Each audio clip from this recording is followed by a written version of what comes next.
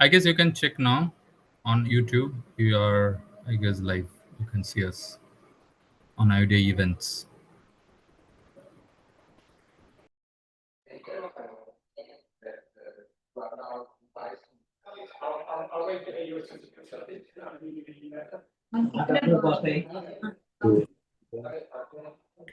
अरे Gayatri ma'am I think we are.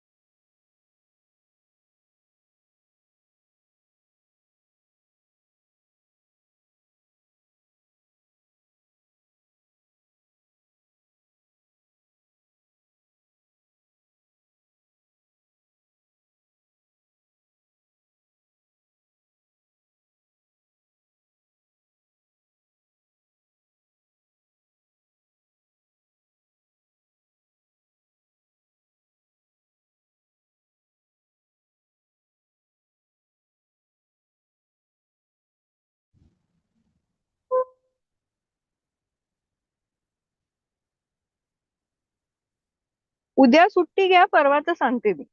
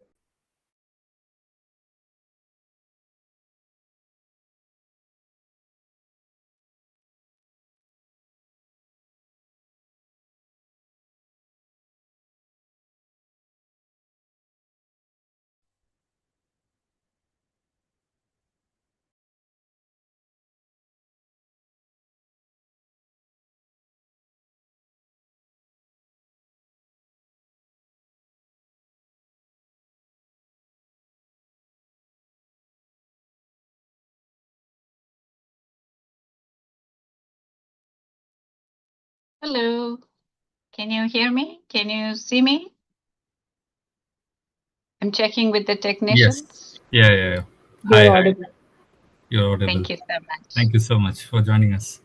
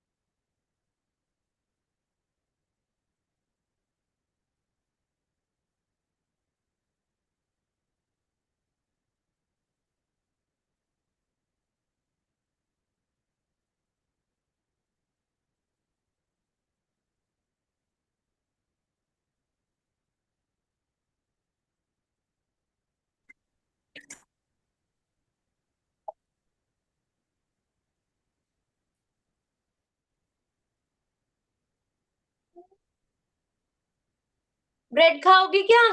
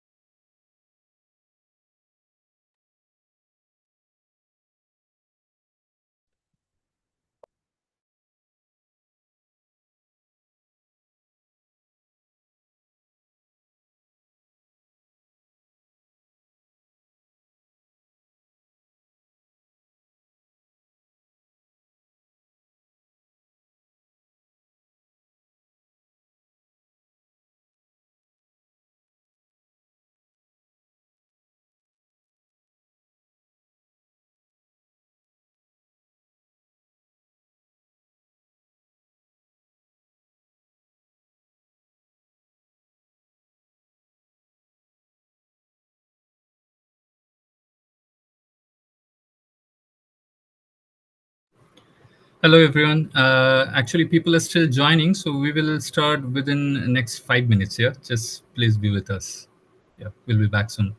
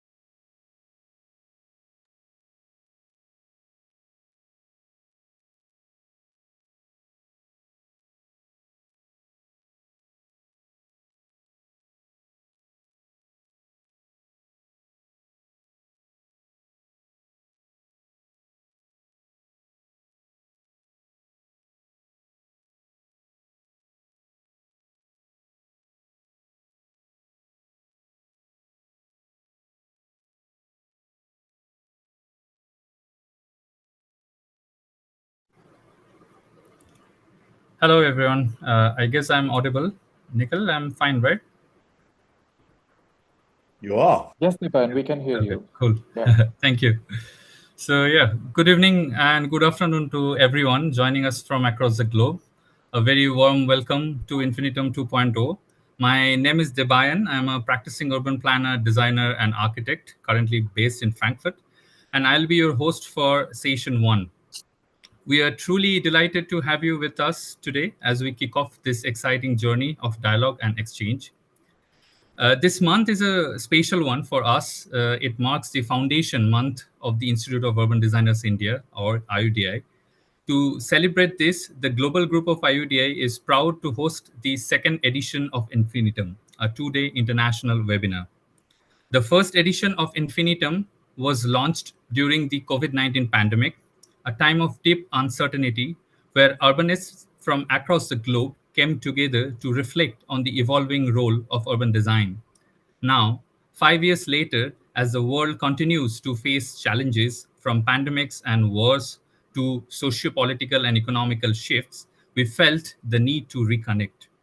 These uncertainties are no longer isolated, they are global, and so we believe our futures are interconnected. To build a more resilient, inclusive, and sustainable tomorrow, co creation must be at the heart of our practice. This is the central theme of this year's Infinitum.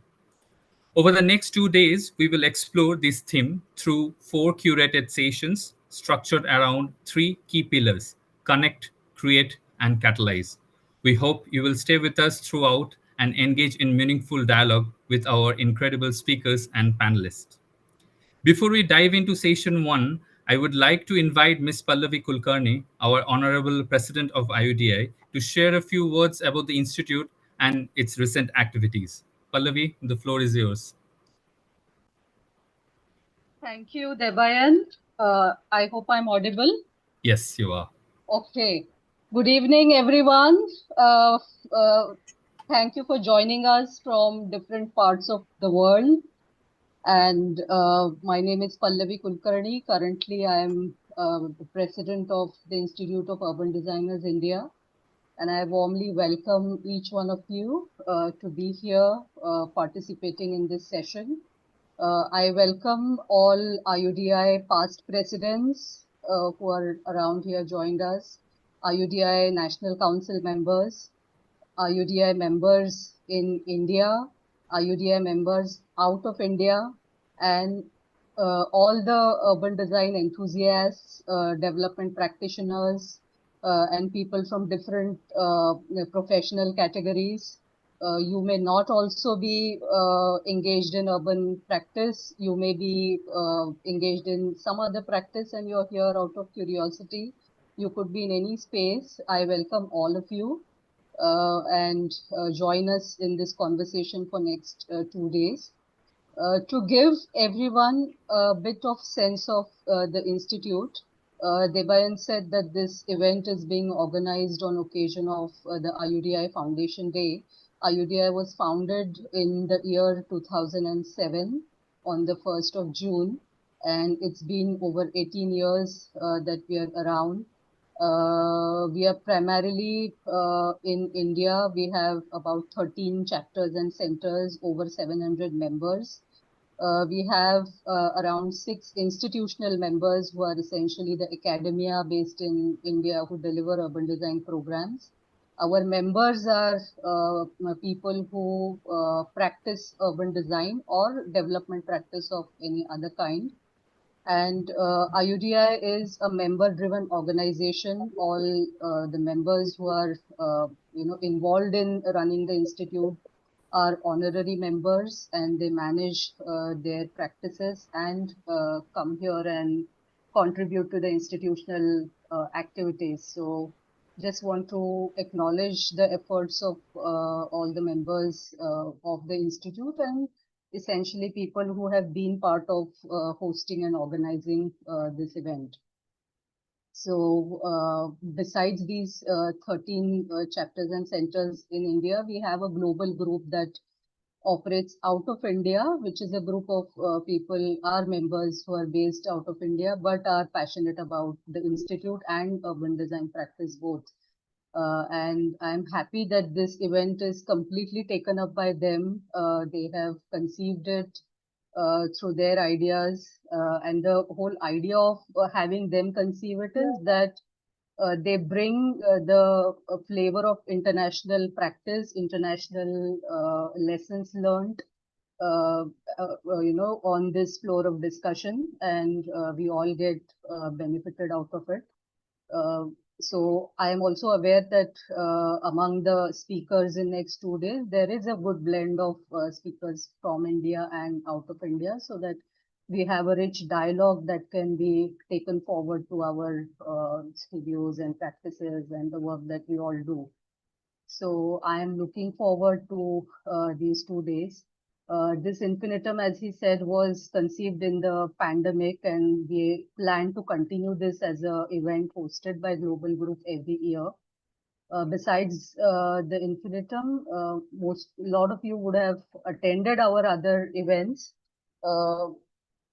IUDI is hosting national conference for past, we have 3 national conferences so far at an interval of about 2 to 3 years in key cities of India. And we are also, looking at very rigorous events hosted by our centers and chapters, which help us bring people together in respective cities and take the dialogue ahead. We are involved with academic practices through our national thesis seminar that gets hosted by key institutes in India, where students of urban design and faculty members of urban design come together and participate in a discourse of urban design thesis, through which they also speculate and brainstorm different teaching methods and teaching approaches, teaching and learning approaches both. So these are our key activities. We have lecture series which are hosted in different cities. We are also looking at coming up with a publication very soon within the next 2 to 3 years. And people who are urban designers who have joined in today, you're interested in being member of the institute, do reach out to us. And if you're already a member, do reach out to us in a way to let us know how you can contribute, how we can connect and work together.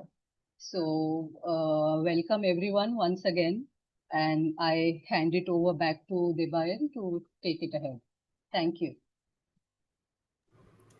Thank you so much, Pallavi, for sharing your insights about the Institute and its background and its upcoming activities. Now, before we move into session one, a quick note for all our attendees today. Please feel free to share your thoughts or questions in the Zoom chat box at any time during the presentations or panel discussions. We have kept time for Q&A at the end of the session, and we will do our best to take up as many as questions as possible. Now, coming to session one, titled Co-Creation Matters, Shared Foundations for Future Cities. In this session, our esteemed speakers will explore the critical role of collaborative urban design in addressing the complex global challenges we face today. We will hear diverse perspectives on how co-creation can shape more resilient, inclusive, and future-ready cities. To open this session, we are truly honored to welcome our keynote speaker, Dr. Jyoti Hosagrahar. Dr. Hosagrahar is the Deputy Director of the World Heritage Center at UNESCO, where she leads a wide portfolio from the Historic Urban Landscape Recommendation to World Heritage and Climate Action and the Culture 2030 indicators. Previously, she served as Director of the Division for Creativity at UNESCO and has held distinguished academic positions at Columbia University and Srishti Institute of Art, Design and Technology. She is also the founder of Sustainable Urbanism International, an NGO in Bangalore, and the author of several notable works, including Indigenous Modernities, Negotiating Architecture, and Urbanism. With deep expertise at the intersection of culture, sustainability, and urbanism, we are incredibly grateful to have her with us today. Dr. Hosagrahar, the floor is yours. Thank you. Thank you very much. Thank you for this very generous invitation and very generous introduction. Greetings to the President, Ms. Pallavi Kulkarni, President of IUDI. Thank you very much. I'm very happy to be able to join you. I'm going to switch to my presentation and try to take you very quickly through some of my slides. So let me switch.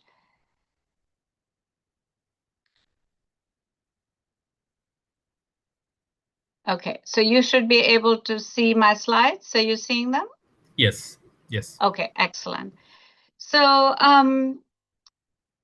what I thought I would do today very quickly is to share with you two things. One is at UNESCO, at the World Heritage Center, we have a program called the World Heritage Cities Program that was created in 2001. So I thought I'd give you a little bit of introduction on the World Heritage Cities Program, and then talk a little bit about the Historic Urban Landscape recommendation, and then share with you some of the tools that we have developed, which is a way of working with cities around the world to be able to take forward some of the ideas around conservation and sustainable development for historic urban areas, and also share with you some of the ways in which we're seeing the intersections that can be advanced, the intersections between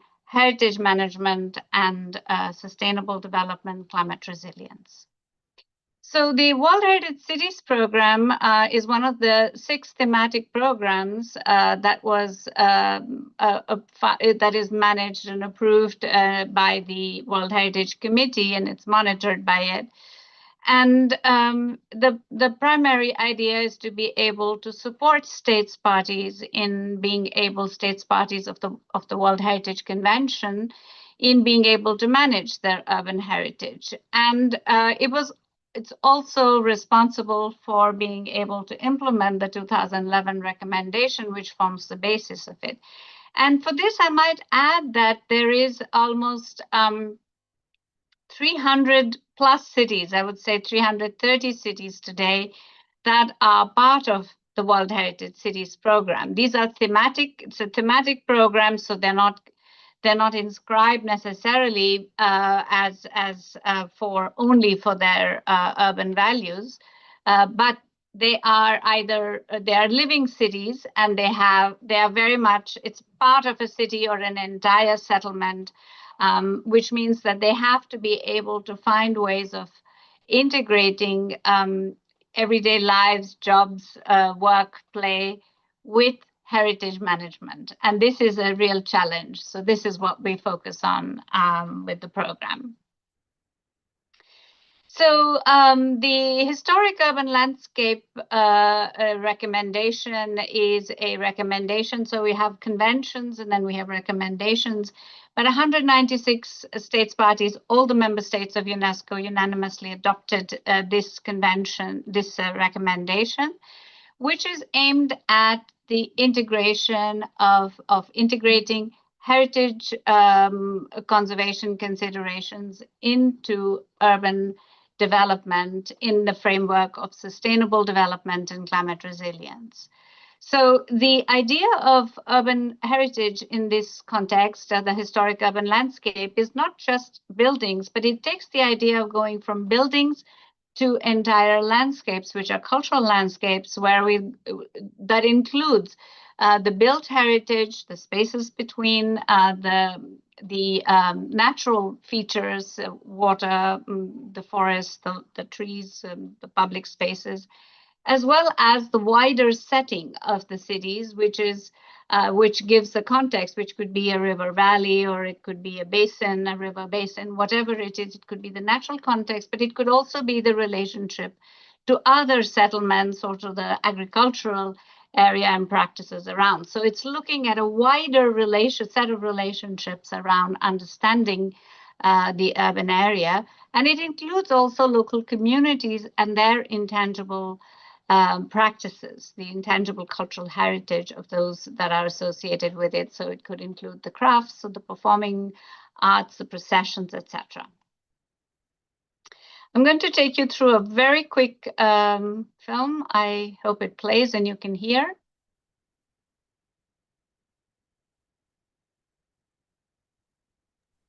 Yes, it's clear. Can you hear it? Yes. Oh no, we can't hear the presentation. Yeah, Are you there is hearing no, it now? no, there is no sound. I guess when you share, there will be in the setting, you need to share the sound also. I have shared the sound. Let me try. Do you hear it now? No, No, can't. unfortunately. I can hear, ma'am. You can hear it.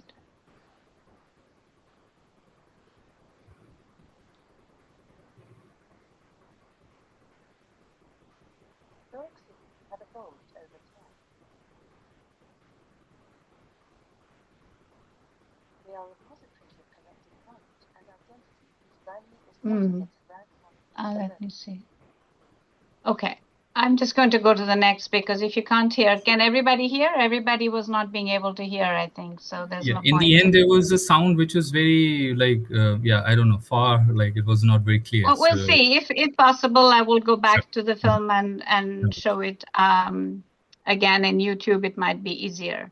Sure. Okay. But the idea is, so we have had in the last few years, since I'd say 2018, we have organized a number of different major international seminars and what we consider and what we call as World Heritage City Labs to reflect on the issues as well as the solutions for managing urban heritage. And I'm very delighted to be in this event, and I see many of the doyens of urban design with whom we have studied for so many years, and whom we have idolized for so long, who would recognize very well this idea of, to whom we are very grateful. We would recognize this idea of co-creation, which you're talking about, which is that, you know, the fundamental premise of this World Heritage City Labs idea was that no one person, no one expert really has all the solutions, and nor is it something that one can say, well, it's here is the secret solution, and here, please go ahead and apply it. You know, it's not a one-way sort of telling cities how to do it. So what we proposed instead was a way of identifying both the problems and the solutions in a studio environment, essentially, where we had senior experts, you know, many other experts who were younger, upcoming, but who were working on the ground, very engaged, as well as a number of site managers, because for World Heritage sites, as you know, we have always a site manager who's the responsible. And for World Heritage Cities site managers, this is a huge, this is their huge responsibility. And they are the ones who are daily engaging with all of the problems they're encountering in looking at integrating urban design and development issues with heritage conservation, which is their primary task. They don't have the mandate to work with the city authorities really to do the city development issues, but they're having to constantly find ways to mediate them. So this is the group that came together, and they are the ones also who find a number of solutions on the ground. And this is with a great deal of respect for these solutions on the ground that we developed this system. And it has been extremely useful for everyone. So we have so far had more than 11 major international workshops like this, where we've brought together huge numbers of people. And in many of them, we also try to involve mayors and so on, so that the responsibility of managing heritage and integrating heritage considerations goes all the way up. Another way in which we have engaged with cities a lot and tried to connect with them, learn from them, and take their learning to develop standards and guidance is through consultation. So one of the responsibilities of UNESCO is, and the World Heritage Cities Program for the HUL recommendation, is to, because all the states parties of the member states of UNESCO have adopted this, they are also required to report every 4 years on what they are doing towards propagating this recommendation and how their cities are taking this forward. So this consultation is something that we carried out at the national level, which is how it's normally done. But then this time we also did it in 2022-23 at the city level. So several cities around the world also responded to us, which gave us a very good picture of, the sort of national frameworks as well as the local level. Furthermore, using the what has come out of all of these different the World Heritage City Labs, one of the things that we found was that there were 6 key themes that seemed to emerge every time as very important for the implementation of the HUL recommendation, which was around the governance issues of governance mechanisms and planning. The second was around understanding and inventorying urban heritage, because really people really struggle to understand what is urban heritage beyond looking at monuments. So, and this is something I'll come back to in a minute. And the second was then inclusion and participation of, and the third was inclusion and participation of local communities and ensuring benefits of urban heritage to be inclusive for everyone, advancing sustainable development, and then finally capacity building. So let me move now to some of the tools we have developed. And that publication, Urban Heritage for Resilience, is one that you can find on our website. So the Urban Heritage Atlas tool was developed with the idea that it's an atlas, but it's also a way of mapping and inventorying urban heritage. So it's really about cultural mapping. And then we can move from cultural mapping to understanding what are the different ways in which this heritage can be protected. Because if you go beyond looking only at monuments, then you have to think also about different ways to engage with and protect. So if you're looking at waterfront, so you're looking at hills around, or you're looking at a certain type of topography, then if that's a fundamentally important aspect of the distinctive character of that historic urban area, or if it is part of the outstanding universal value of that World Heritage, then how do you go about protecting it? So it's supposed to work also as a way using the HUL recommendation as a basis to give you an idea at 3 levels. One is looking at the building level, looking at not only at monuments, but also at traditional buildings and housing areas, and understanding what these traditional building techniques and principles are, and how they could be protected and integrated going forward. Second is to look at the level of urban elements that would include gardens and waterways and public spaces, streets, wide streets, small alleyways, all sorts of such public areas.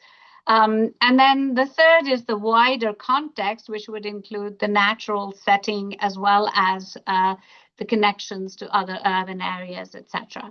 And all of this has a GIS base in its mapping. So I'm showing you in still slides, but if you go into the website, you can go into the GIS database, and you can see this is again at 3 levels, and you can see the kind of mapping, and you can go close in to see that there are certain images that go with it, or there are, you will find more information on each of those dots. So using all of this now, so we have been working with the different site managers, experts, etc., and then building on it with all of the different, looking at the tools and looking at the consultation with all of the states, and we are in the process of developing guidance for the implementation of the HUL recommendation, which can be done at every level. Now, the last thing that I want to just quickly touch on is the idea of looking at connecting all of this to sustainable development and climate resilience. So there is the World Heritage policy on sustainable development that you can, again, find on our website. It's technically called the Policy on the Integration of a Sustainable Development Perspective into the Processes of the World Heritage Convention, and the Policy Document on Climate Action for World Heritage. And this was adopted in 2023, and the idea was to sort of bring together many of the more recent developments at the UNFCCC, IPCC, etc., integrating it with climate, with World Heritage, so that we could look at climate action for World Heritage. So currently we're working now on a toolkit with the advisory bodies, with ICOMOS, IUCN, and ICROM, on the development of this climate action toolkit. And climate change has become today one of the most significant threats against World Heritage properties, including their integrity and authenticity. So what we have also developed in this regard is another tool, which is called the World Heritage Canopy. And the World Heritage Canopy, and again, you can find this on our website, is a platform of practices which we don't actually say are good practices, because we're not evaluating them only for their successes as good, but we really see them as innovative practices. But they become ways of sharing local solutions to problems that they encounter. And many of these problems are also have their roots in traditional knowledge, in the kind of practices that have made sense in that place for a long time. Here is the case of Vietnam, of Hue, for example, in Vietnam, where you see this kind of complex of Hue monuments, which is an outstanding example of these monuments, but it's also the setting, which is around lakes. It's a very sophisticated system of water management and disaster risk reduction, where the region, which is very often hit by typhoons during the monsoon season, is made more resilient by the local communities developing these technologies, which have to do with disaster risk recovery and environmental design in a way that makes it more harmonious with nature. And so the flood management and the periodic sort of management of flood, especially during the monsoon climate, plays a very fundamental role in the life of the city. And these then become very important to consider going forward in the management of the cities, both for its conservation as well as for its climate resilience. So, the carefully designed ponds, canals, flood control systems can shape that landscape and help it to continue. This is also a different example that you can find also on World Heritage Canopy, which is based on different thematic areas, is one on that has to do with Lamu in Kenya, which is located on an island. And Lamu stands out as a really important medieval Swahili city-state. And because it is on a sandy island, it's especially vulnerable to the effects of climate change and rising sea levels. So this is made more vulnerable because of waste management, sanitation issues, and so on. But one of the things that was noticed was that there was a lot of spring tide causing periodic flooding of the seafront. And these spring tide overflows along the waterfront is adversely affecting the buildings through its sort of capillary action and erosion. And so Lamu has been considering a number of different actions, and among them include the planting of mangroves. And this idea of planting mangroves to hold back the soil and to prevent that erosion when the flood waters, tide waters come up, has been extremely effective and has involved the local communities, who then feel a great sense of ownership in this. So I want to end with this idea now. I mean, having talked about the built forms and the elements, as well as sort of the more intangible aspects, and then about the environmental aspects, I want to just close by bringing up another report we have just worked on, and it has been published by the UNFCCC on looking at the impact of climate change on heritage as it's considered a non-economic loss in that it is difficult to account for. And these losses are not just about losing forms or expressions of identity, but it's also about the accumulated cultural and environmental knowledge about local resources, livelihoods, traditional forms of governance and inspiration, and food and water security. So looking for adaptation solutions becomes very vital in this context. So I'm taking urban design in a much larger context and bringing it back to you. So thank you very much, and I'm happy for any questions. Thank you. Thank you, Dr. Hosagroh, for that truly thoughtful and insightful presentation. It has set the perfect tone for the conversations ahead. So to continue this enriching dialogue, we now move into our spotlight plenary panel featuring three eminent voices who bring diverse and deeply impactful perspectives to the table. We are honored to welcome our first panelist, Professor Anoma Pieris, an acclaimed architectural historian and professor at the University of Melbourne. With academic credentials from MIT, UC Berkeley, and the University of Moratuwa, her work focuses on post-colonial and subaltern studies methods as applied to the architecture of South and Southeast Asia, more specifically to Sri Lanka and Singapore.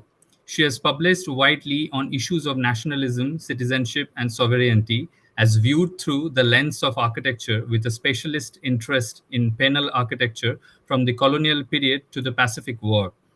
She is also the co-founder of the Society of Architectural and Urban Historians of Asia, fostering cross-border research on Asian urbanism. Thank you, Professor Anoma, for joining us. Our second panelist and also the moderator for the session is Professor Ketty Ravindran, a stalwart in the field of urban design and planning in India. With over 5 decades of experience, his contributions span leadership roles such as chairman of the Delhi Urban Art Commission and Dean of Urban Design at SPA New Delhi. He currently chairs the Architectural Heritage Advisory Committee of INTAC and is the founder president of the Institute of Urban Designers India. His body of work reflects an enduring commitment to cultural heritage, sustainability, and public design policy. We are privileged to have you with us, sir. And finally, a warm welcome to Professor Peter Bishop, a distinguished urban planner and academic based in London, currently Professor of Urban Design at the Bartlett UCL. He has held senior positions in London's government sector for over 25 years. He led landmark projects such as Canary Wharf, King's Cross, and the White City redevelopment, and established Design for London to champion citywide urban design excellence. He was a director at Allison Morrison Urban Practitioners from 2011 to 2018, and now work as a consultant and advisor on a wide range of urban strategies and design studies in London, across England, and overseas. Thank you all for being here today. We are excited to listen, learn, and be inspired. The floor is yours.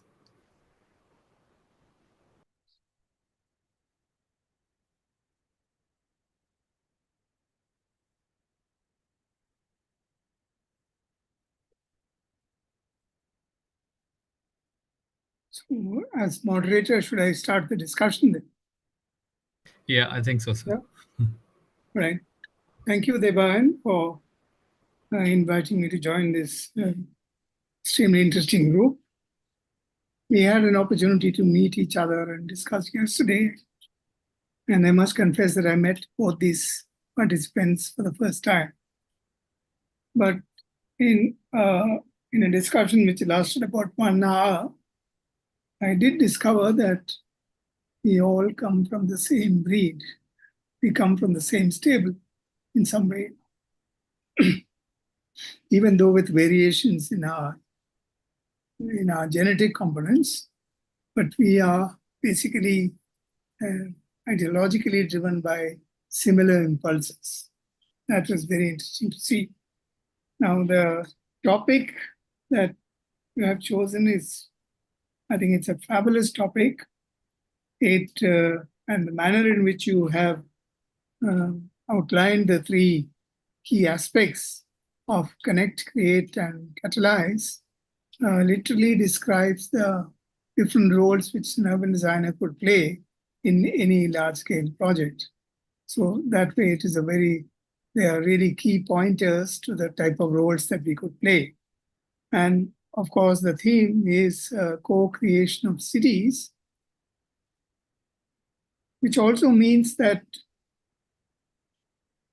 at the very root of urban design lies the negation of the singular leader idea of which is entrenched in modernism.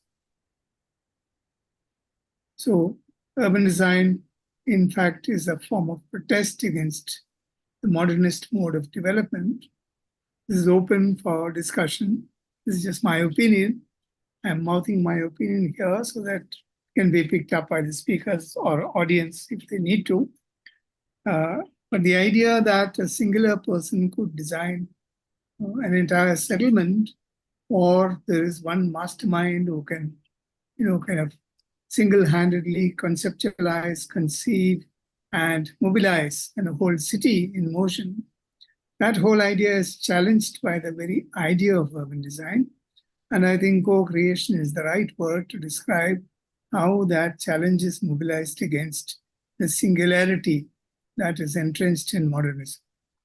So having said that, I think I'll quickly outline what I understand by connect, create, and catalyze.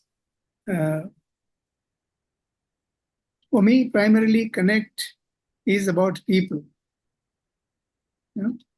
Primarily about people and also about other issues. But first and foremost thing is the fact that the design exercise has to be connected with the local population.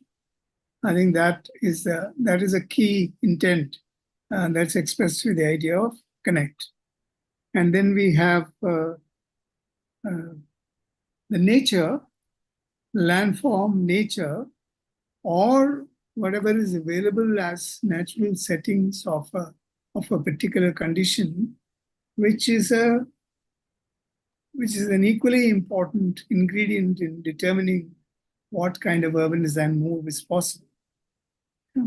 So I can't say that they are hierarchically ordered, but I'm just using it according to my bias. For say people, then I would say nature is the next most important connect that an urban designer needs to make, and particularly from the perspective of the climate crisis that we undergo today. The relevance of urban design has been made even more important as against a two-dimensional approach through planned development. So it's important that we connect with nature and tease out the determinants that actually should lead the form. That's the second connect. Third is that as a kind of public profession, I would put the public in inverted commas, as a public profession, I think urban design is fundamentally obliged to connect with the governance structures, which are local self-government bodies or state bodies or any other form of governance, which actually are the custodians of action in any development of any cities. So that connect becomes a very critical connect. Then we also have the people, corporates, or the funders who actually mobilize the money or through public participation, raising money through crowdfunding and so on. That whole process also means a certain kind of connect. That is a financial connect with the whole project and its scenario, which will be an important role of the urban designer as well. Next, if you talk about creating, I'm taking it in the literal sense of the act of design, the act of creation, which is not, as I said, a singular activity, but a collective activity in which different kind of stakeholders are involved. And it's not just we as some kind of people blessed with a supernatural brain to conceive an entire city, but people who have the empathy and the compassion to collaborate with people, with other professionals, and understand the importance of roles that everyone plays. Even though we may play as urban designers a kind of a coordination role in the whole process of creation, we need to understand the significance and importance of all other forms of professionals who actually contribute to a project, including people like social anthropologists, historians, and people who are kind of non-technical in general parlance, the roles that they play in actually softening and bringing the component of compassion into a project. Then we also have international organizations. As we know now today, urbanization is a global inheritance. It's not something that can only be narrowly defined as something that is so completely indigenous and locally born. It is indigenous and locally born at the same time, but it also has dimensions which are kind of bandied across the entire globe, where different communities, different systems, different continents are struggling differently with the same issues. So there are many, many international organizations who have experiences and things to contribute that needs to be handheld in the process of creation by the urban designer. And lastly, we have the idea of being a catalyzing role, which is actually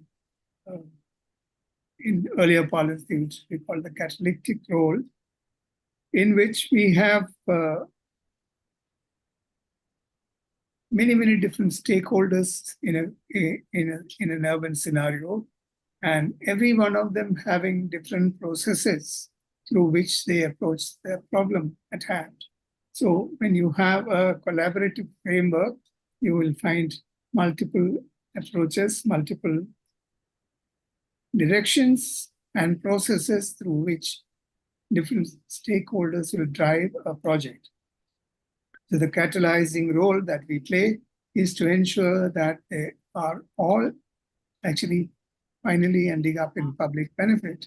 How we convert even the private interests of individuals or private interests of, kind of profit-oriented commercial organizations who are also part of the development process. How do you convert their private profit interest into a public good?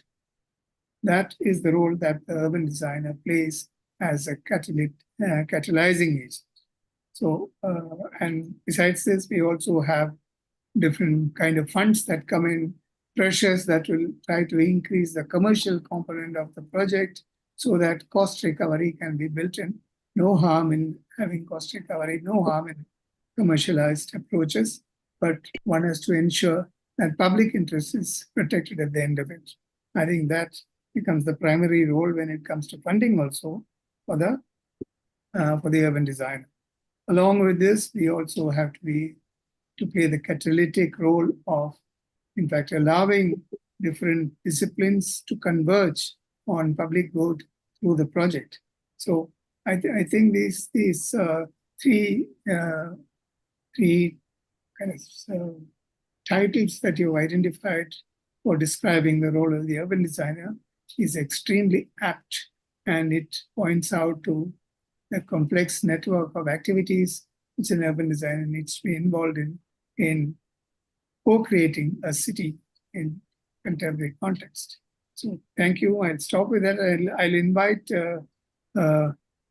Dr. Mona to please come forward and give her suggestions, give her views on the subject. Thank you. Is Dr. Mona around? I don't see her on the screen. Dr. Mona, could you come on the screen? Could we see you? I can see her. Yeah, you can see her. Is that me?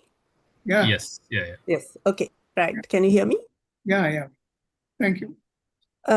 So I'd like to respond to some of the points you just made, and I want to start by thanking Debayan and also yourself for inviting me and hosting this event. And it's a great opportunity for me to speak and to share some of my recent interests on Sri Lanka. I'd like to address a couple of ideas related to what you just mentioned.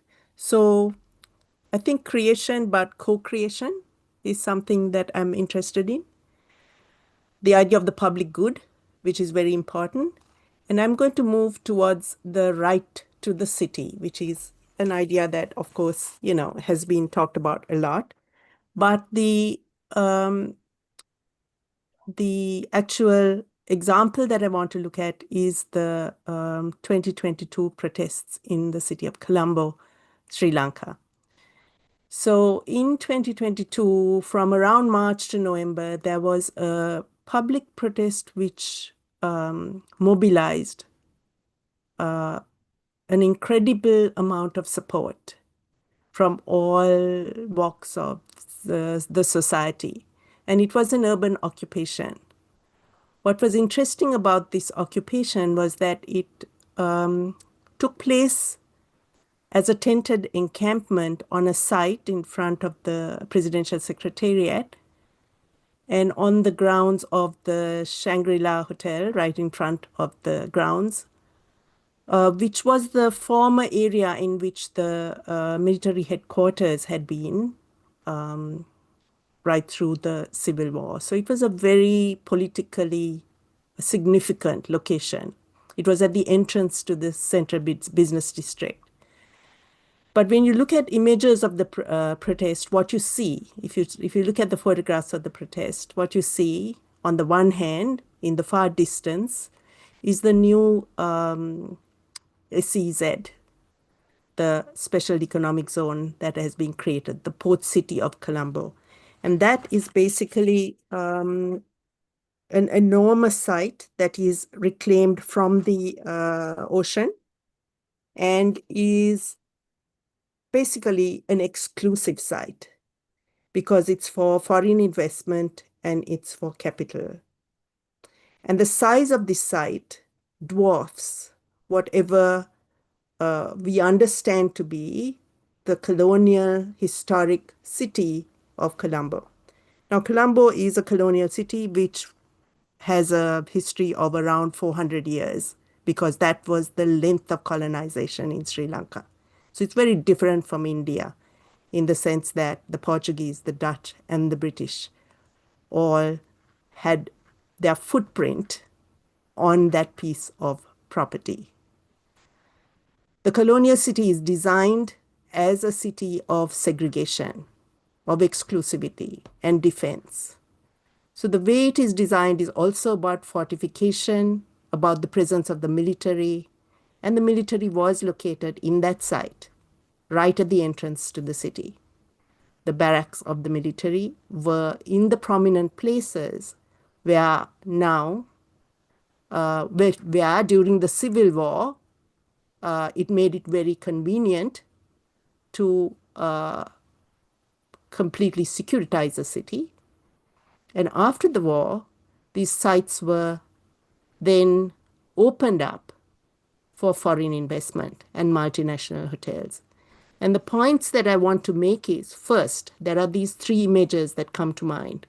The massive land reclamation, the massive land reclamation. Sorry, can somebody mute that? Yes, thank you. So the massive land reclamation that is happening in the background, that is not focused on the public good, but on capital and investment. The way in which the fabric of the colonial city is being reappropriated for new forms of neoliberal capital. And then finally, the encampment. And the encampment represents the 50% of the city that is self-organized urbanism, which is informal settlements that have been made formalized through sites and services projects, and is how half the population of the city lives. And in this juxtaposition of these three images, you begin to understand what are the inequities of this city. That there are three forms of physical space and spatial control that are just not congruent, Excuse that me, are ma'am. not about the public good. Ma'am, sorry to interrupt. We can't see your screen. We can't see the images you're talking about. I'm not showing images. Okay, but you were talking about the images. Okay, there's no screen that you're sharing, right? No, we are there is not no sharing screen. screens. This is a conversation. Yeah. Should I go on? Yes, Yeah, absolutely. sorry. So these are the ideas that I want to put to you. And in some ways, the right to the city that I'm describing is the right that the public of Colombo exercised on their city in occupying a space that they were losing the right to. And the result of this occupation was first that the government used violence to quell them in a way that was so reminiscent of the way that the colonial governments had suppressed rebellions in the past. And then that the groundswell of support that this occupation had actually created a change of government. And that was the final outcome of that protest. And I think I'll stop there and let you all respond to that. Thank you.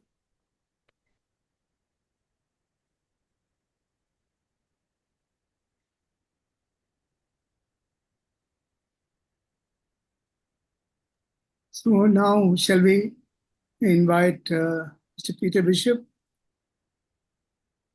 to bring out his points of view? Yes, thank you. And again, my thanks for the invitation to participate. A really interesting discussion. And I want to talk about, I suppose, my approach to urban design, both as a practitioner and as an academic. But I'm only really going to build on what's been said already. And I think that what Anoma has just talked about, I think is fundamental to the role of urban design, and that is it cannot be divorced from its political context. And Katie talked about the relationship between urban design and governance, which is really important. And I think that the one thing I do try and communicate when I teach is that if you make a decision to become an urban designer, unlike possibly an architect or a planner, you are dealing with multiple clients. You're dealing with a neighborhood, you're dealing with a city, a town, maybe even a region. And because you have multiple talents, so multiple clients, those clients have multiple agendas. And that takes you automatically into the politics of how cities work. When you intervene, you tip the balance one way or the other. And an urban design strategy or a program or project will fundamentally change the way in which people use the city and therefore will be able to enjoy their lives. And therefore, I think it's critical that we understand this relationship with governance and the moral and ethical imperative we have as urban designers to be acutely aware that what we do has potentially profound impacts on the people who live in cities. And therefore, as I said, it is a political activity. The second point, again, to pick, it's already been said, but what I think distinguishes urban design from other disciplines is that perhaps we are the great generalists. And we shouldn't make any apology for being the great generalists. The great thing about urban design is that good urban designers are curious. We're curious in building the bridges to other professions. We're interested in the work of architects and planners and archaeologists and climate scientists and landscape architects and agriculturists and ecologists. We have an extraordinary breadth, and good urban design, to understand context, I think, has to embrace and understand and be really excited by dialogue with other disciplines. And then there's the scale. And I think the other distinguishing feature of urban design is that a good urban designer can deal with a building on a street corner, can deal with the street, the neighborhood, the city, and the region. And it's its ability to shift scale, I think, is one of the skills an urban designer should have. Be able to see those different scales alongside each other and how they interrelate. The third aspect, I think, is again, we've had this from, a very thoughtful presentation on UNESCO's work. It's not just about the physical fabric of the city. Physical fabric is possibly the easiest bit. It's how you interplay design of the physical fabric of the city with how its social structures work, how its demographics, its communities work, and how its economies work. And I think that a urban design that sees the city purely in physical terms is doomed to failure. A good urban design will create the conditions in which civic life can flourish. And that is what we're trying to do. A city which fails to work on a civic scale is doomed to failure. I suppose the sort of fourth area is one of the time aspects of it. I think it's really interesting. This interests me a lot about time and design. As practitioners and as teachers, we always focus on the finished product, the project which has an ending. But the city is a continuum. I know we talked about 400 years in Colombia. We've had, 2,000 years in London, and Rome has had 2,500 years, and so on and so forth. Cities have a timeline, and when you work in urban design, you have the privilege of stewardship of that city for a very, very short period of time. And I think that the question we don't ask enough is what will happen next after I've done my project? And I think good urban design opens up opportunities rather than closes them down. And I think that you should leave the city open for the next generation to continue the improvement. And the final reflection is Katie talked about the modernism and this idea of the singularity of modernism. I think the one big progress we made in our urban thinking in the last 40 years has been to actually embrace and enjoy complexity and understand that a city which is not complex is sterile. And that, I think, is the real challenge of urban designers, is how do you can't create complexity, but perhaps we can try and create the conditions where complexity can grow in the way in which a gardener will produce the conditions where plants will grow, rather than design the plants themselves. And I suppose that the final thing I'll mention is one of my great heroes is the Polish filmmaker Krzysztof Kieślowski, now sadly dead, but he made his great cinema in Poland in the 1980s under very difficult political circumstances.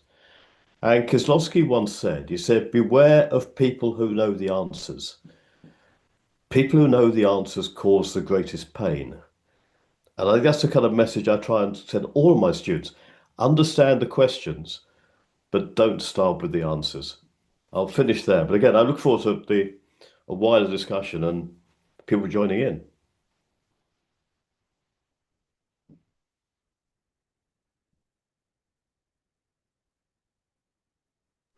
Sir, you have to unmute yourself.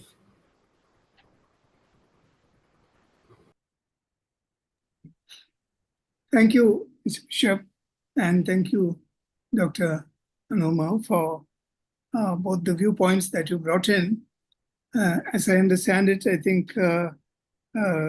Anoma has brought out a significant gap in the way we think about cities. That is, she has brought out the idea that the design process is quintessentially a political process. And that when we are dealing with a city, we are dealing with the dynamics, the political dynamics of people, power struggles, struggle for spaces, contestations for spaces, contestations for taking hold of history, and so on and so forth. And I think that's a very, very critical point that she brought in through the example of the recent events in Sri Lanka. Now, I think Mr. Bishop, do I call you Professor Bishop or Mr. Peter. Bishop? Fine. Or just Peter is fine. Peter is fine. All right. So I think the Peter has given us lots of words of wisdom, and I think he also emphasized the point that the urban designer's job is a political job. Yeah. And I think the most critical part which he brought out is the idea that everything depends on the way you define a context. When you define a context, context goes back into history, into the depth of time, and also to infinity in time ahead. And also the processes, different processes, which actually shaped cities, shaped communities, shaped their economic activities, shaped their life structures. I think those are very important for the urban designer to understand. And therefore, then we are, in fact, while in the process of doing the urban design, we are in charge of that whole historic driving factor of time, that we are in a position to define the contours of that transformation that is taking place at any particular time. That's a huge load of responsibility as public professionals. I think very, very interesting discussions, and I'm sure our audience will have lots to say. So open for discussion, audience. We have about, I think, we have about, I don't know, about 80 people. Around 70 people. And I can see there are 70. already two questions in the chat box I can see. So one is for Peter. So how can urban designers reconcile and integrate contextual understanding and the expectations of different stakeholders, which may not always align? That's a really interesting question. It is almost impossible to build complete consensus. I think a wide dialogue is really important as a foundation for good design. And in many ways, we talk about consultation and engagement. I think it's as much about market research that when it's working on the King's Cross project in London, I think between myself and the developer, we spoke to about 30,000 people over about a 5-year period. And at the end of it, we consulted, we debated, but at the end of it, we did not have consensus, but we didn't expect to have consensus. But at the end of it, we had a pretty clear idea as to what people wanted and what they didn't want. And ultimately, I don't think it's up to the urban designer to make the political decision. That is what we have politicians for. We can understand the politics, we can present in a sophisticated way, but ultimately, I think there has to be a decision. That decision has to be made, and probably at a political level by a politician. But as a designer, we have a responsibility to understand that that is the case. And also understand that, perhaps what might look like the right technical solution may not actually be the right solution for the circumstances.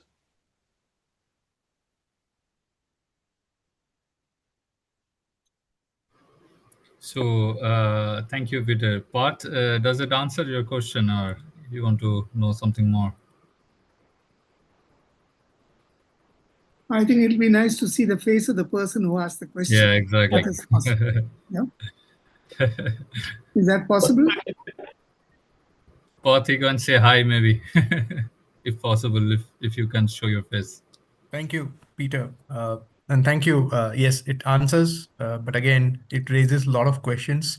How do you build that consensus? Where do you stop? And how does that translates into the design? Something we often encounter as challenges as practitioners. So, but thank you. At least that gave me a direction. Can I just add one point? I mean, I say ultimately the decision will, on a big scale, will be made by a politician. It's a political decision. That doesn't mean to say that you as an urban designer are a neutral player. And this takes us to a really interesting ethical debate about how much do you pursue something which you believe in and try and influence the political decision and the political decision maker. Now, I would say you have a responsibility to do it, but it's a very, very difficult area to operate in. Yep. Thank you, Peter. Certainly. Thank you. Thank you, Peter. And now we have another question from Pratik. Maybe Pratik, directly you can ask Dr. Anoma, if it's possible. Sure, I can do that. Hi, Doc. Yeah, so my question was, I'll just open it. Yeah, so I was mainly asking so we do see a reproduction of like colonial configuration, spatial and systemic configuration that are adopted by, by neoliberal capital production or capital making, and also often by national interests. And we have this whole narrative of world-class cities going on that also kind of makes that reproduction of that kind of a colonial spatial configuration possible. But also in these configurations, it's usually the voices of the indigenous residents or like people or even the migrant people whose participation in the city building as well as their labor is often like ignored. So even like when we talk about master planning and things like that, we don't really see a participation of these voices or their concerns prioritized. So yeah, my question was, as urban designers and as planners, how do we even approach the question of like co-creation or collaboration when even the agency of these particular communities is not really it's not really a part of the discussion of city building and city making. How do we like talk about collaboration, cooperation between whom? Because like, do we speak about activating their agency somehow? Like, do we take on that role, or like how do we address the idea of like yeah, collaboration? I hope that was clear. Thank you for the question. So public interest design or co-design or public consultation, these tend to be quite weak in our societies, and they need to be integrated into the structural processes or the governance processes. One way we can do that is to actually teach this at the level of our university education in urban design, that this is not a choice, but a requirement. What I found wonderful about the protests in Colombo was, so when these protests broke out, a lot of people, like myself, because I'm living and working in Australia, I actually flew to Colombo to take part in the protests because I felt it was such an important movement to support. I remember in the middle of the protest, standing in front of a tent. So there were tents that were set up by different groups. And what was important about it was that whereas the country had been so divided during the Civil War, divided into ethnic groups, divided by language, by religious groups. It had been such a fragmenting process that all these groups came together for this protest. So it was that one moment where we felt a sense of unity against the government, of course, but we were united. And I remember standing outside the tent for an institution for the hearing impaired and watching a heated political discussion in sign language unfolding. And at the edge of the crowd, because it was a crowd of people listening to this discussion or this speech that someone was giving in sign language, waving, his arms in the air. And on the edge of it, there were these two people who were arguing about the points that he was making, also in sign language. And it was so interesting watching these two discussions taking place, one at the center in the middle of the crowd and the other on the periphery, a private argument about some point. And that made me understand how inclusive this had become. Because it's not just about, ethnic minorities or indigenous peoples, but it's also about how our cities allow for people with physical disabilities or, that whole intersectional sweep of categories that we need to consider in design.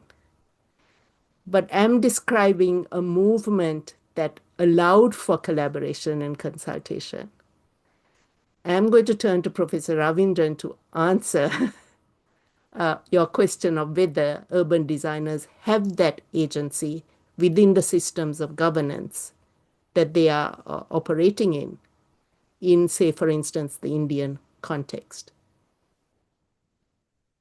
So I'm throwing the ball back to your court, Professor Ravindran. Scoring a goal on the same side. Thank you. I will attempt to reply to that. I can only speak from my experience of having worked with multiple governments and finding that very often the interests of the government are quite contrary to the kind of ambitions or values that we hold. So there is always variations in the view of something like a government body and the thinking of a professional which has developed over a whole period of time. So there is that conflict, but I think that it is these divergences of views which actually enriches the final solution. And it's very important that we have divergent views, because if all views are converging, then we are in a position of indoctrination. And that is contrary to the very life structure of a city. That contradiction, I think, is very, very critical. And that makes our task even more difficult in the sense that how do you protect your value frame, that you don't act below your own value frame. At the same time, you address the issues which you think is inappropriate as raised as an ambition of the government to do. So that kind of conditions has come to me in very recent times. Last week, I was involved in a discussion with one government. I'm not using the name of the government, one state government in India. And I found that their obsession was more about GDP, how much money can be made from this place, than about people. And I found myself completely in a kind of a contradictory position vis-a-vis the rest of not the entire group. There are some people who are climate scientists and so on, who are not entirely on that side, but most of the other quote-unquote experts were also on the side of the GDP. So I have not resolved that conflict as yet. That is the first meeting we have had. I have a series of number of meetings coming, and I will progressively position myself with more and more clarity vis-a-vis that contradiction. But I think the first thing is to recognize that contradiction is not a bad thing. Contradiction is what makes you think. If there is no contradiction, if there are no contestation of values, then there is no debate, there's no discussion. But often when you're talking theory to power, you find yourself in a very difficult condition. And only way you can get around is to actually outperform the government in some way, in their own terms, so that they listen to what you're saying as a value addition. And that is not impossible. Of course, I also have the privilege of usually being the oldest man in the room, and therefore I also use that as a privilege. And that's not a bad thing as long as I can stand on my values. I'll use anything. There are no moral qualms about it. I'll use anything to actually further public good.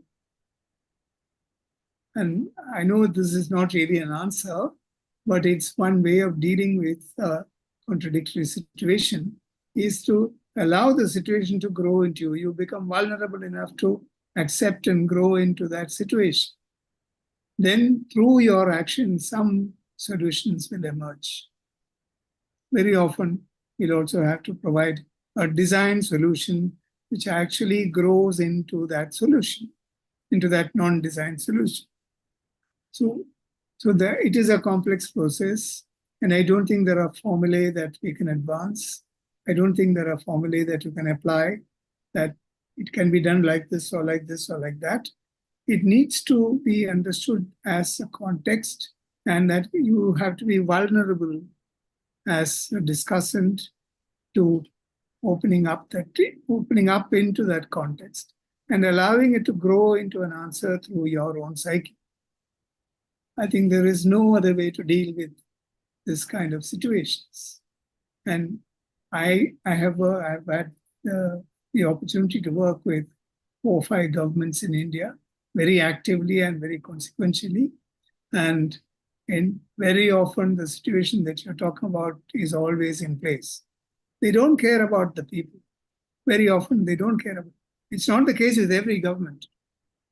For instance, recently one of the state governments I worked with is a leftist government, and they are very keen on a participatory, locally driven processes. They are involved very, very strongly with the local self-government, the local mayors, the local leaders, and so on. And the entire urbanization policy that we worked on will be finally mobilized through that structure. So even if you don't find a resolution now, the process will find its own resolution if it is through a people-driven process. So if we can engineer that kind of a situation where a participatory process will finally determine the ground rules, then I think there is a possibility for success, higher possibility for success. I don't know if that answers what you asked.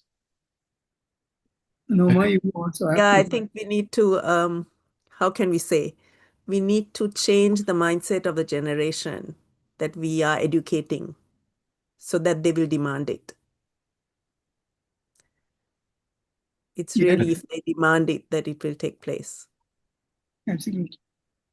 And I think like until that happens, like what you said, sir, the language of GDP, right? I think that actually, I've been thinking about this. I think urban planners and designers need to learn economics and the language of how to quantify economics and GDP to be able to validate our ideas, because that is actually very true. Otherwise, it's very hard to like stand your ground if the circumstances are not favorable to the kind of solutions that you're trying to present. So, but yeah, no, that's a Yeah. It's also a dirty language. yeah. You can speak it without any qualms. Yes, fine, go ahead. Yeah. That's what has brought our civilization to this condition. It is that obsession with finance and money and so-called progress and GDP is what has brought us to this path, where we are now as a civilization, where across the country, across the world, cities are rotting. They're making huge amounts of money. There's a whole world economic system which is being driven by this high GDP. That system is functioning very well. We are not able to function within that system. Yeah. So I think it's a very, very important question that you raised. And I think it's not just a question of characterizing the poorest or the least powerful and the immigrant as the final victims. We are all victims. Our civilization is a victim. Our nature is a victim. The climate is a victim. Everyone else is victimized by that one thing. So let's first recognize that. Not simply speaking that language doesn't solve issues, in my view. Yeah, I guess we are almost towards the end of the session, but Rekha, I guess you also have a question for Dr. Anoma. So please, yeah.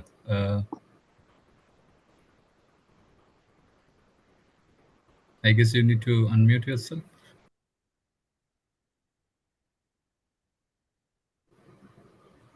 You are muted, Rekha.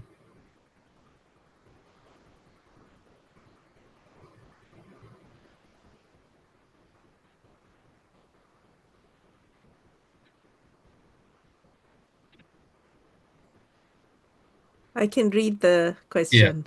maybe. That's Yeah. that's okay. That's okay. So it's Yeah. a question about the right to the city, and how do we, I guess, realize our right to the city given the increasing privatization of public space and contestation for it, especially by the less privileged, since often the market and power are calling the shots. So one of the points I made to Professor Ravindran when we were discussing yesterday was the way in which the hoarding around the new port city, this 660-acre land reclamation in Colombo, on the hoarding were these images of the port city merging into Beijing, the port city merging into the Chicago skyline. And the way in which it was presented was, it'll look just like this other place. And the fact that we were just creating these copies of other cities, which basically took away our own sense of place or our claims on that place or any kind of sense of identification, was completely ignored. And it was shocking to see, billboard after billboard proclaiming the similarities. I think what we need to be wary of is being anesthetized by the fantasies that neoliberalism presents to us. Because we have a tendency, on the one hand, to look at these places and think, oh, we have progressed. Our cities are looking more glamorous. Our roads are, more orderly. The traffic is moving. There are more, the pavements are hard surfaces. The drainage system is working. And it's only when there is, monsoonal floods that we begin to say, oh, what happened to the ground that absorbed this water, or what happened to the runoff, or how do we understand this? So we need to really think about how we look at our cities and not look at them through the eyes of our aspirations that are modeled after places elsewhere which are not culturally connected to us. And we need to find models that we can follow and design for ourselves. And I think we've been really, really bad in doing that. We look too quickly to these examples, and our education is teaching us to do that. It's giving us all these ways of designing, all these models from countries which have had those provisions in place for a longer period of time than us because we were delayed by colonization. And we are taking those models and we are introducing it. And we get enamored by the experts that come to our countries and tell us how to do things. When I first came here to Melbourne to teach, the history courses on India were about Le Corbusier and Kahn and Louis Kahn. And that's because India was seen through the filter of the master architect. And it was quite alarming to me that that was the representation. So what we need to try and understand is that we have to change. What we look for has to change. And then our cities will start to change. And at the moment, we are in this kind of sort of days of the fantastic. We need to get over that. Rick, I hope that answered your question. Yeah, in a way, that's why, Dr. Anoma, that's what I was saying, that, this entire concept of right to the city, I am more and more beginning to believe that it's a myth that we as urban designers are running after, because frankly, our cities are not equitable at all. And we need to recognize that, that's not the arena that we are operating in. And there are disparities that we need to operate within. And thanks to Professor Peter for, very blatantly recognizing that we are all generalists and, we are the bridge makers. But in this world of increasing specializations and silos that people live in, I wonder what is the value of that generalist, because if the profession doesn't have value, then frankly, our hands are tied. So Professor Peter and Dr. Roma, both of you on that, if you could comment on that. I think Yeah, maybe I'll look, leave that to Peter since he's the one who commented on the generalist. Peter, I think it's in your court now. Yeah, look, and I said I make no apologies for being a generalist. I think the role of the generalist is to be the conscience, to I agree. Yeah. to ask the kind of questions you're asking, and not to be hidebound by pretending you have a limited professional remit which you can't step without. The generalist can ask the right questions, the generalist can challenge. And I think that for me is the future. I want to comment on what you said. I completely agree with you. I do work as a consultant in different countries, and I find it very, very depressing when I see the architecture everywhere just introduced by international consultants who behave as if they're designing in Los Angeles in completely different cultures. It's unsympathetic, it's lazy, it shows a profound lack of curiosity and an arrogance about the cultures they are designing in.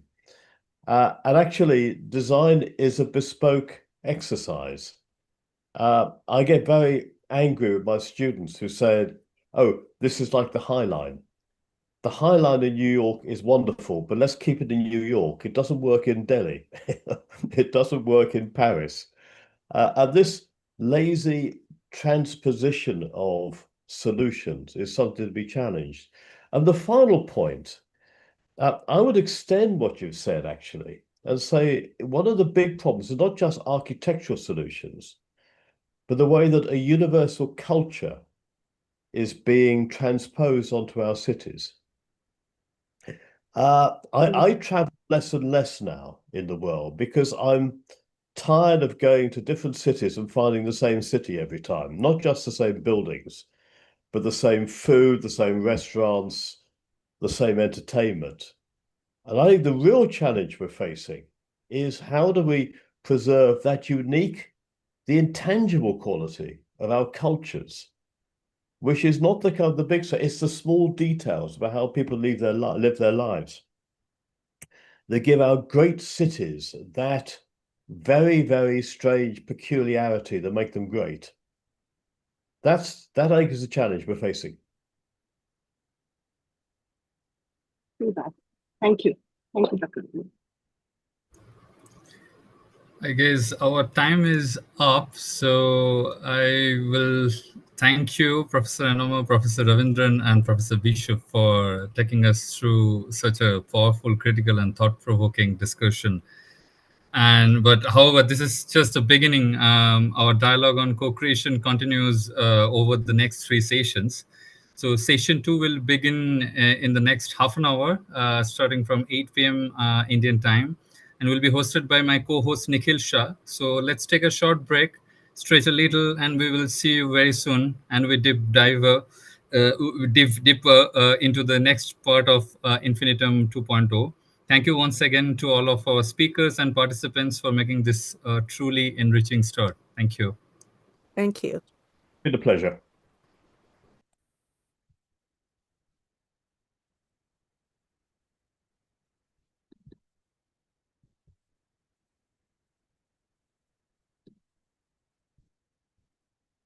Thank you all. We should continue this dialogue. We should. We should indeed. Thank you. That was very, very nicely moderated. Thank you, Professor Ravindran. Well done. Well done. Yeah, we should meet in person. Be lovely to see you all.